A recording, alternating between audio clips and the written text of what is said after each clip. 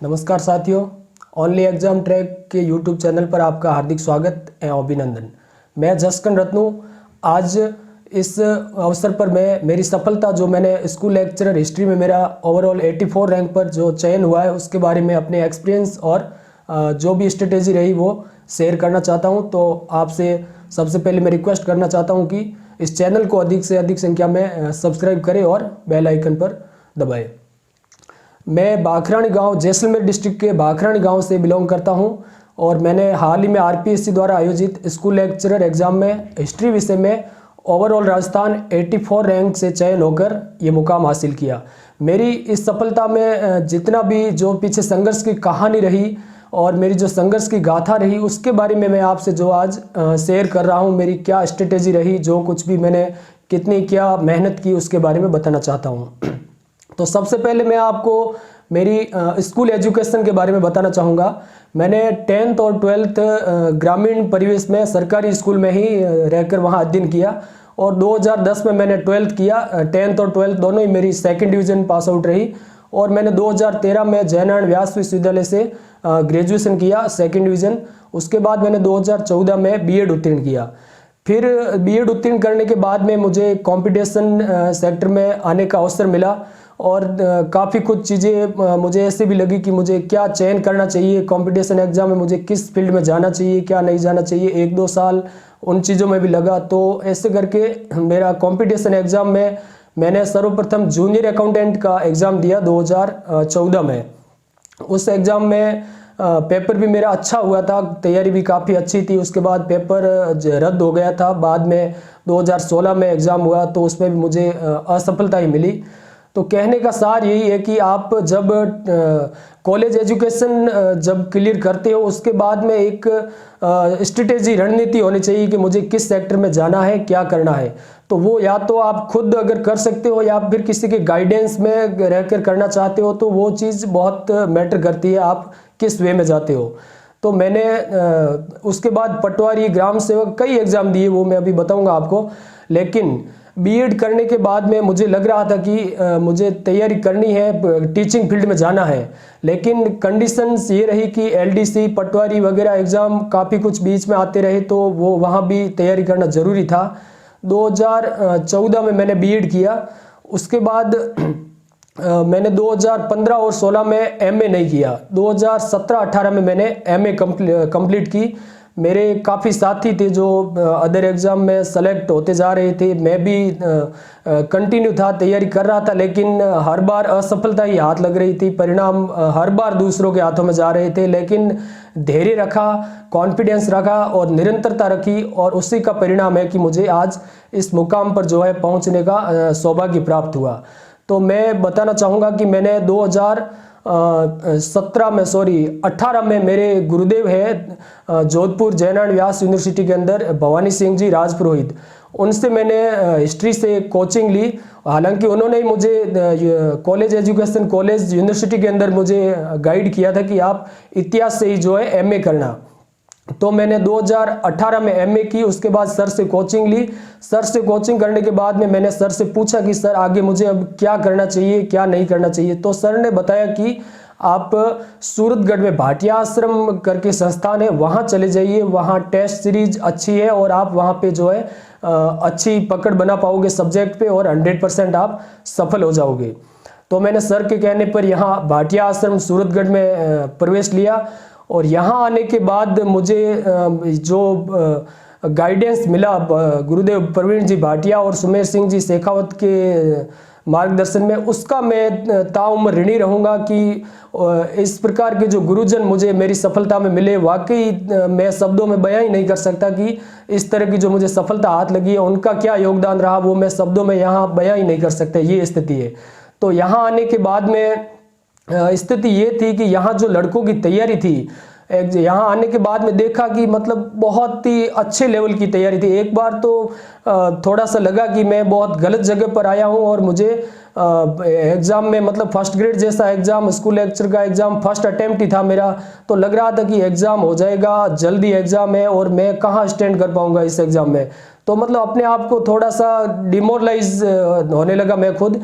फिर एक्चुअली मेरे जितने भी फ्रेंड्स थे यहाँ, जो मेरा फ्रेंड सर्किल बना, वो कई बार क्या होता है कि एग्ज़ाम में सफलता में मित्र समूह का बहुत बड़ा योगदान होता है। कई बार क्या मैं कहता हूँ कि बहुत ही आवश्यक चीज़ है। यहाँ मुझे मेरे जो मित्र थे उन्होंने मुझे प्रोत्साहित किया कि ये आप कंटिन्यू करिए और 100% आप बढ़िया अच्छा कर जाओगे। तो मुझे मित्र समूह का जो मिला, सहयोग मिला, वो भी बहुत ही सराहनीय रहा। मैं मानता हूँ कि मैं हालांकि नाम तो नहीं गिना सकता, लेकिन काफ़ी फ्रेंड्स थे जिन्होंने मुझे काफ़ी सपोर्ट किया और प्रोत्साहित किया कि आप यहीं रहकर तैयारी कीजिए और 100% आप सफल हो जाओगे। और स्कूल लेक्चर क्या, आप RAS में भी सफल हो सकते हो, कोई बड़ी बात नहीं है अगर कंटिन्यूटी रखते हो और आत्मविश्वास और धैर्य के साथ तैयारी करते हो।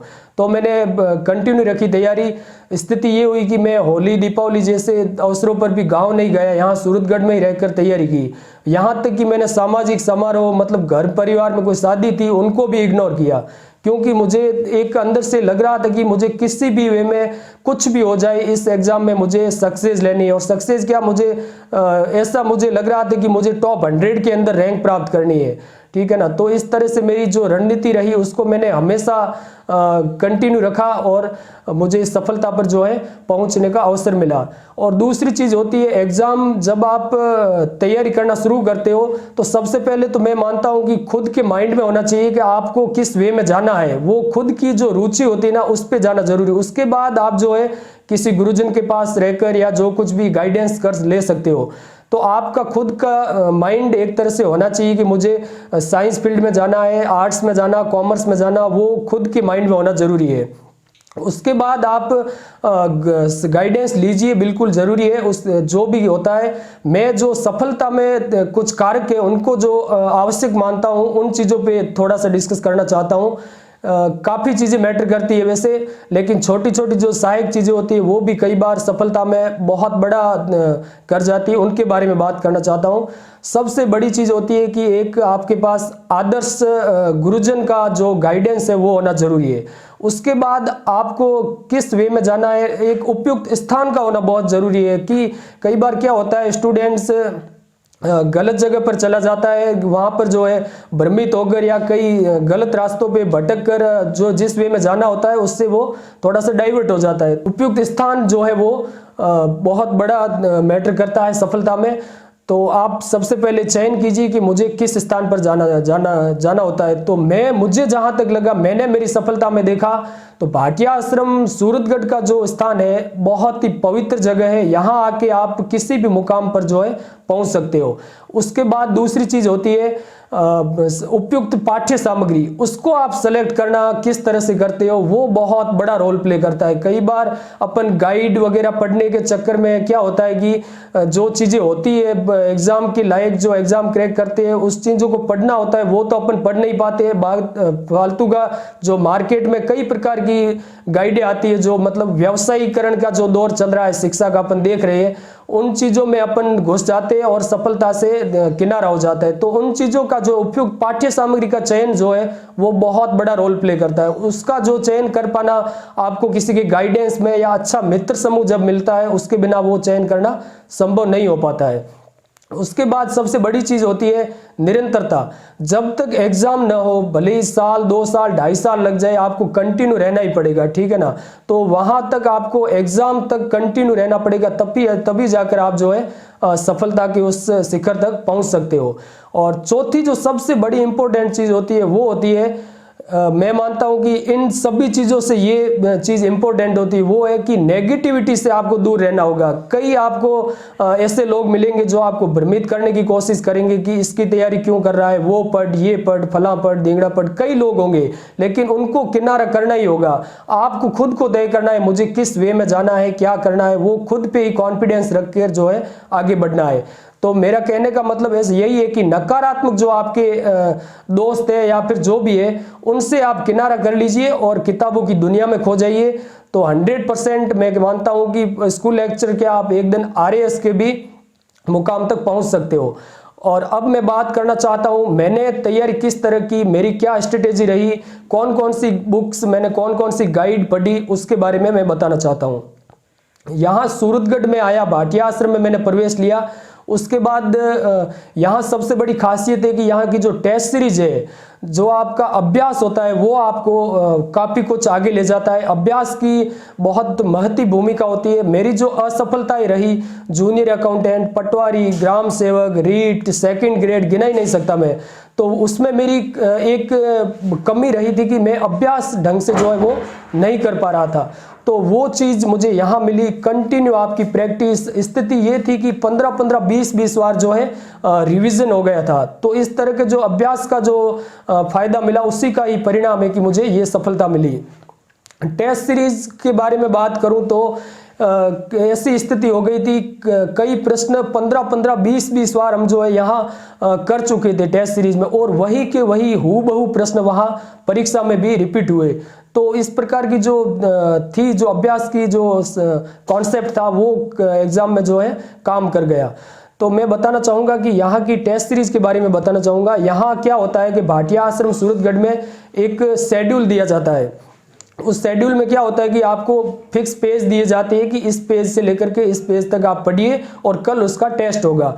टेस्ट भी आंसर लिखने होते हैं। तो उस तरह से कई बार क्या होता है कि अपने को ऑप्शन की भी जरूरत नहीं पड़ती है, तो वो अपन इजीली उस क्वेश्चन को हिट कर जाते हैं, कोई प्रॉब्लम वाली बात ही नहीं होती। उसके बाद 15 दिन बाद जो बड़ा पेपर होता है, वो एग्जाम के पैटर्न के अकॉर्डिंग ही होता है। उस पेपर में आपको रैंक भी दिखाई जाती है, नेगेटिव जो मार्क्स होते हैं वो भी दिखाए जाते हैं, कितने मार्क्स आपने प्राप्त किए, आप कहाँ स्टैंड कर रहे हो, वो सब चीज़ें जो है वहाँ आपको दिखाई जाती है। तो उससे आपको पूरा मिल जाता है कि हाँ मैं कहाँ हूँ, क्या मेरी कमियां हैं, मुझे आगे किस प्रकार से क्या करना है, वो सब चीज़ें जो है उनसे आप अच्छी तरह से वाकिफ हो जाते हो। तो मैंने 14 सितंबर 2018 को भाटिया आश्रम में प्रवेश लिया। उसके बाद एग्ज़ाम की स्थिति ये हो रही थी कि नवंबर में एग्ज़ाम हो जाएगा ऐसा लग रहा था, लेकिन एग्ज़ाम जनवरी में डेट आई, फिर आगे जुलाई में गया, फिर जनवरी 2020 में हुआ। काफ़ी लंबा संघर्ष चला। तो मैंने कंटिन्यू रखा, 8 जनवरी तक 2020 तक मैं कंटिन्यू सूरतगढ़ रहा। इस प्रकार से जो है भ्रमित होने का कतई मुझे अवसर ही नहीं मिला। उसके बाद जो यहाँ की स्ट्रेटेजी क्या रही, बुक्स वगैरह कौन सी क्या पढ़ी, उसके बारे में मैं आपको बताना चाहूँगा। हिस्ट्री के अंदर जो मेरा चयन हुआ, इसमें कई पार्ट होते हैं। जैसे सब्जेक्ट की मैं बात करना चाहूँ तो एंशिएंट इंडिया, मिडिवल इंडिया और मॉडर्न हिस्ट्री और वर्ल्ड हिस्ट्री का जो पोर्शन होता है, 4 पार्ट होते हैं हिस्ट्री के अंदर, और फर्स्ट पेपर अलग होता है, साइकोलॉजी अलग होती है। तो हिस्ट्री की मैं बात करूं, हमारे गुरुदेव थे सुमेर सिंह जी शेखावत, वो खुद भी चयनित थे पिछली स्कूल लेक्चर वैकेंसी में, तो उन्होंने काफ़ी सपोर्ट किया हर तरह से। यहाँ शेड्यूल में बुक्स लगाई हुई थी, उन बुक्स को ही हमने बार बार दोहरान किया, उसी का ही परिणाम मिला कि हम यहाँ तक पहुँचे। बुक्स के बारे में मैं बात करना चाहूँ तो मैंने एंशिएंट इंडियन हिस्ट्री के अंदर मैंने केसी श्रीवास्तव, सौरभ चौबे और 12th की बुक को जो है पढ़ा, जो राजस्थान बोर्ड में चलती है। और मिडिवल हिस्ट्री के अंदर मैंने LP शर्मा की बुक्स को पढ़ा और सतीश चंद्रा को पढ़ा, और जो 12th की बुक है वो तो है ही है। और मॉडर्न हिस्ट्री के अंदर मैंने यशपाल एंड ग्रोवर करके आती है, उसको पढ़ा, और स्पेक्ट्रम की बुक को पढ़ा। और वर्ल्ड हिस्ट्री के अंदर मैंने अरविंद जी भास्कर की पुस्तक आती है, ऑरेंज पब्लिकेशन की, बहुत ही शानदार बुक है, वो पढ़ी। और कंडीशन ये हो गई थी कि इनको 2-2 बार पढ़ के हमने एक नोट्स तैयार कर ली थी, और उस नोट्स को एग्जाम तक बार बार रिवीजन करते रहे थे। तो उसका परिणाम हमें आज मिला, अच्छी बात है। और मैंने आर्य कंपटीशन की जो गाइड आती है, उसको हमने कम से कम 15 से 16 बार पढ़ा। कंडीशन लास्ट में ये स्थितियां हो गई थी कि उस बुक को पढ़ने के बाद में ऐसा लग रहा था कि ये पेज, जो प्रश्न कई बार आता था प्रश्न एग्जाम में, तो यहाँ तक पता चल जाता था कि ये उस पेज से उस जगह से ये प्रश्न उठाया गया है। ये इस प्रकार की स्थिति हो गई थी। तो आर्य कंपटीशन की जो गाइड थी उसका भी हमें काफ़ी सपोर्ट मिला। और फर्स्ट पेपर के बारे में मैं बात करूं तो लक्ष्य, पैनोरमा वगैरह गाइड आती है, इनको मैंने कतई नहीं पढ़ा, बिल्कुल ही दूर रहा मैंने राठ पब्लिकेशन की जो आती है स्कूल मैनेजमेंट के लिए, वो पढ़ी। और क्रोनोलॉजी जो आती है, करंट अफेयर्स के जो क्वेश्चन आते हैं 20 नंबर का जो होता है पार्ट, उसके लिए मैंने क्रोनोलॉजी कंटिन्यू पढ़ी, जो स्कूल लेक्चर का विज्ञापन जारी हुआ था उससे लेकर के एग्जाम तक की। और साइंस के लिए मैंने 9th और 12th की बुक्स पढ़ी, उनके नोट्स बनाए और कंटिन्यू किया। हिंदी के लिए मैंने 9th 10th की जो सोनदान जी की बुक आती है वो पढ़ी, जो बोर्ड में चलती है। और मैथ्स और रीजनिंग के लिए मैंने रामनिवास मथुरिया की जो बुक आती है, छोटी सी स्कूल लेक्चर सिलेबस के अकॉर्डिंग आती है, वो पढ़ा। और बाकी पॉलिटी और जियोग्राफी के लिए मैंने नोट्स का सहारा लिया। इस प्रकार से सेलेक्टिव मैटर पढ़ा और सेलेक्टिव चीज़ें पढ़ी, तब भी जाकर के जो है इस मुकाम पर जो पहुंचा। सबसे बड़ी बात होती है कि आप क्या चीज़ें छोड़ते हो, वो भी ज़रूरी है। एग्जाम में क्या होता है, कई बार आप मटेरियल अपन पढ़ना क्या होता है, उन चीज़ों को तो चयन कर नहीं पाते, लेकिन जो सिलेबस के अकॉर्डिंग नहीं होती है उनको भी अपन साथ में पढ़ लेते हैं। तो वो चीज़ें भी कई बार जो है मैटर करती है कि अपने को छोड़ना क्या है, पढ़ना क्या है, वो तय करना सबसे बड़ी बात होती है। तो सबसे पहले तो आप सिलेबस को देखिए ढंग से, 2-3 बार सिलेबस को पढ़ना जरूरी है। उसके बाद आप सिलेबस को याद कर लीजिए कि ये टॉपिक सिलेबस में है। उसके बाद आप पाठ्य सामग्री का चयन करिए, अच्छे से नोट्स बनाइए और अच्छा मित्र समूह रहिए। ग्रुप डिस्कशन सबसे बड़ी बात होती है, ग्रुप डिस्कशन। यहाँ जो मुझे मित्र समूह मिला, मैं वास्तव में तारीफ नहीं करूँगा क्योंकि शब्दों में बयां ही नहीं कर सकता। जो ग्रुप मिला, हम कई बार चाय पे भी बैठते थे तो किताब साथ में रखते थे। इस प्रकार का माहौल था कि वहां पर भी डिस्कस करते थे, जितना भी टाइम मिलता, 15 मिनट, 20 मिनट, आधा घंटा। तो टॉपिक जो हमारा जो सिलेबस था उसके अकॉर्डिंग जो टॉपिक थे उसको लेके बैठते कि आज ये टॉपिक घंटे भर में अपने को निपटाना है, तो उसी को लेकर के जो है बैठ जाते और उसी को निपटा के ही उठते। 5-4 जनों का ऐसा समूह था जो वास्तव में याद रहेगा कि इस स्वर्णिम सफलता में वो बहुत बड़ा काम कर गया। तो इस प्रकार का मित्र समूह अच्छा होना चाहिए। ग्रुप डिस्कशन, बार बार एक दूसरे को प्रश्न पूछिए और शेयर कीजिए। उससे क्या होता है कि वो लॉन्ग टाइम आप मेमोरी में रख सकते हो, काफ़ी कुछ फायदेमंद साबित होता है। और दूसरी चीज़ मैंने बता ही दिया आपको कि नेगेटिविटी से बिल्कुल दूर रहना ही है और कंटिन्यू निरंतरता रखिए। बस भले ही आप असफल हो रहे हो, कंटिन्यू रखिए। इंग्लिश में एक कहावत है, आपने सुनी होगी कि Rome was not built in a day. Rome जो है वो एक दिन में नहीं बसा था, उसको बसने में बहुत बड़ा समय चाहिए। आपको यदि अच्छी सफलता प्राप्त करनी है तो टाइम तो देना ही पड़ेगा। आप सोच रहे हो कि मुझे 10 दिनों के अंदर सफलता मिले या 1 साल के अंदर सफलता मिले, तो वो मुश्किल चीज है, असंभव है, ठीक है ना। तो मतलब सफलता का शॉर्टकट तो अपन कुछ कह ही नहीं सकते। शॉर्टकट यही है कि आप कंटिन्यू करिए, भले ही 2 साल लगे, 2.5 साल लगे, कंटिन्यू करना ही पड़ेगा, तब भी जाकर के जो है आप उस सफलता के शिखर पर पहुंच सकते हो। दूसरी चीज कि कतई इन चीज़ों से नहीं घबराना है कि मैं स्कूल लेक्चरर की तैयारी कर रहा हूँ, स्कूल लेक्चरर का क्या स्टैंडर्ड है, वहाँ वो लोग सेलेक्ट होते हैं, फर्स्ट अटेम्प्ट में नहीं हो सकता, सेकंड अटेम्प्ट में, कोई मैटर नहीं करता। आप मैं तो कहता हूँ कि फर्स्ट अटेम्प्ट में टॉप भी कर सकते हो, कोई ज़रूरी नहीं है। आपकी स्ट्रेटेजी अच्छी होनी चाहिए, अच्छी पकड़ होनी चाहिए सब्जेक्ट पे, अच्छा टाइम दीजिए, निरंतरता रखिए। मेरे काफ़ी साथी सेलेक्ट हुए भी है, टॉप 20 के अंदर, टॉप 10 के अंदर सेलेक्ट हुए फर्स्ट अटेम्प्ट में। तो ये चीज़ कतई मैटर नहीं करती कि आप बड़ा टारगेट लेके चल रहे हो कि उसके लिए अटेम्प्ट चाहिए। ये तो मानसिकता है, लोग गुमराह करते हैं कि उसमें नहीं होगा, इसमें नहीं होगा, पटवारी में नहीं हुआ, कांस्टेबल में नहीं हुआ, रीट में नहीं हुआ, आप फर्स्ट ग्रेड में कहाँ स्टैंड कर पाओगे। तो वो आपको खुद को तय करना है। दूसरों की चीज, लोगों की चीज़ों पे जो है ध्यान देना ही नहीं है, उनको इग्नोर ही करना होता है, तब भी जाकर के आप सफलता के उस शिखर पर पहुंच सकते हो। तो इन चीज़ों को आप बिल्कुल ही माइंड में मत रखिए कि मेरा फर्स्ट ग्रेड में होगा कि नहीं होगा। सिलेक्शन कंटिन्यू करना, अपना एक ही काम है कि कंटिन्यू पढ़ाई करनी है, बाकी रिजल्ट उसी दिन ही तय हो जाता है कि एग्जाम देखते हैं तब पता चलता है कि मेरा पेपर किस प्रकार का गया क्या नहीं हुआ। मैंने जब मेरा एग्जाम दिया 9 जनवरी को, तो मुझे इस प्रकार से फील हो रहा था कि पेपर बहुत ही आसान आया है। मैंने बात की, शाम को एग्जाम दे के आया, तब मेरे फ्रेंड्स से, काफ़ी फ्रेंड्स थे उनसे, तो उन्होंने बताया कि पेपर तो इजी तो नहीं था। तो मैंने कहा पेपर इजी लग रहा था मुझे। वास्तव में स्थिति ये थी कि बाद में पता चला पेपर इजी नहीं था, पेपर लेवल का ही था, लेकिन अपनी तैयारी जो थी ना वो उस लेवल की थी कि पेपर आपको इजी लग रहा था। कट ऑफ से डर लग रहा था कि कट ऑफ कहीं 300 ना चली जाए, इस प्रकार से लग रहा था कि ये हो जाएगा। लेकिन बाद में जब सभी से बात की तो पता चला कि पेपर का लेवल एकदम सही था। अपनी तैयारी जो है एक अच्छे स्तरीय तैयारी थी, तभी जाकर के एग्जाम में अपने को ये स्थिति देखने को मिली। तो कहने का मतलब यही है, सबसे पहले आप अच्छे से गाइडेंस में रहकर कोई उपयुक्त स्थान का चयन कीजिए। उसके बाद पाठ्य सामग्री को आप सेलेक्टिव मैटर को चयन कीजिए। उसके बाद आप कंटिन्यूटी रखिए। बस एक ही रास्ता है, कोई शॉर्टकट नहीं है। मैं मानता हूं कि एग्जाम तक आप कंटिन्यू रहिए, निरंतरता रखिए, धैर्यशील रहिए।